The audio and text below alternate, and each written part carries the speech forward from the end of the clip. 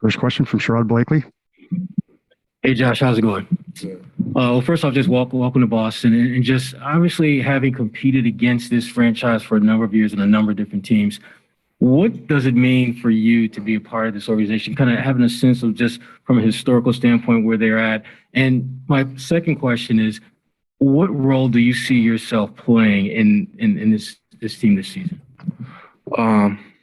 First of all, I'm really excited to be here. I think that, competing against these guys the last, 6 years has been, I've always kind of circled them on my calendar. I've always kind of been excited because I've always had competitors. So I'm excited to be able to fall into that, first of all. And, the Celtics have a super long history and, maybe one of the most historic teams in the NBA. So hopefully that we can get our names etched in that history at some point. And, I see myself kind of as a gap filler.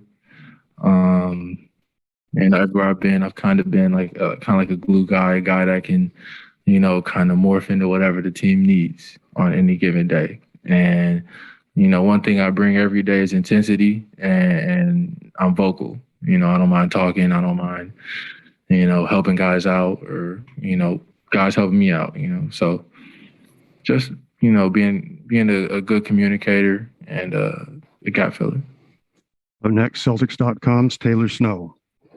Hey, Josh. I wanted to test your memory a little bit with this question. Back in high school, you had a Rivals photo that was taken. You were wearing a Celtics jersey. Yeah. You were standing in front of the Patriots logo. I was just wondering, do you remember the story behind that photo? Okay. Yeah. So I was in 11th grade. Well, it was the summer going into 11th grade.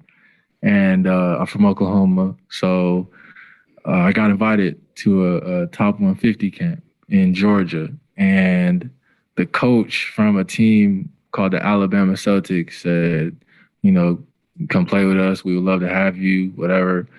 And I was like, okay, like whatever. And he knew some people like with the rankings and everything, and I wasn't ranked. So I was like trying to do anything to get in. And, so I played for the Celtics that summer. And we were at a tournament I forgot where we were at, but I never even noticed that Patriots logo was behind the picture until I moved here. And I was like, oh my God, that is so crazy that just happened.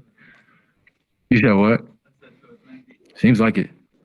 Next question, Josh, is a Zoom question from Bobby Manning. Hey, Josh. You obviously had some great shooting years in Miami. Kind of came back from three the last couple of years, but your free throw percentage has stayed pretty high. How do you kind of evaluate that shooting kind of ups and downs you've had over the last couple of years? And, how do you try to address that going into this year?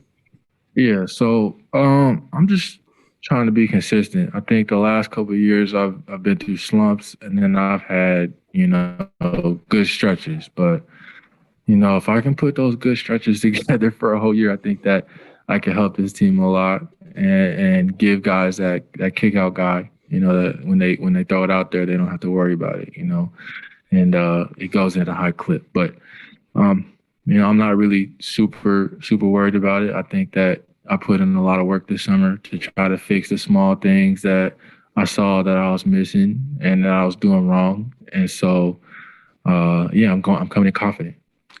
Back to in-person questions. John Corrales, the back of the room. Hey, Josh, you've taken a pretty public stance against getting vaccinated, and considering that you are fighting for a spot in opening nights in New York, it's a possibility that you would miss the game if you weren't. Are you reconsidering that stance? That subject is pretty personal. I've kind of talked about, what I'm gonna do or what I'm not gonna do with my family and my circle. So I'm not really sure, but I think that it's good that people are still educating themselves on the subject, and going forward, I'm not sure. Front row, Abby Chin. Josh, the Celtics traded for you and then signed you to a 1-year extension. What does that tell you about their confidence and belief in you? And it's a pretty rare thing. Why did you want to do that? First of all, I'm thankful that they, showed that faith in me. And I just wanted to sign it because, what I said earlier, just seeing how the Celtics compete, seeing how, they kind of build the rosters, I kind of see myself fitting in here. So hopefully in training camp and over the next few weeks and over this next couple seasons, I'll see myself, fit seamlessly into that project. Maybe one more? Yeah, go And then your experience with Ime, working with him in Philadelphia, and how you expect him to change now that he's ahead. Yeah, working with Ime in Philly was great. He's a sharp coach. I think that the way we see things basketball wise lines up.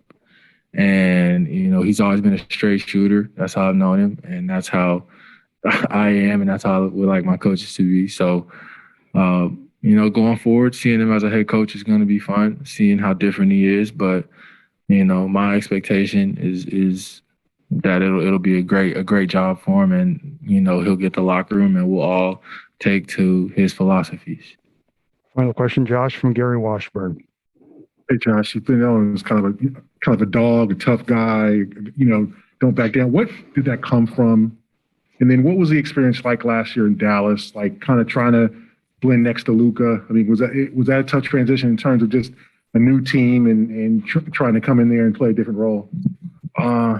Yeah, I've always, in college, it started in college. So my freshman year, I came into Tennessee as kind of like an athlete. Like I couldn't really shoot, couldn't really create a lot. I was just athletic and kind of like raw talent. But my coach told me, Conzo Martin, he told me that I wasn't going to play. Like I wasn't going to get on the court at all unless, I was the best defender on the team. So going from there forward, I kind of just took that with me wherever I was at. So in my head, I'm not going to play unless I'm one of the best defenders. And I don't ever want to be that weak link. We'll wrap it up right there. Thank you very much, Josh.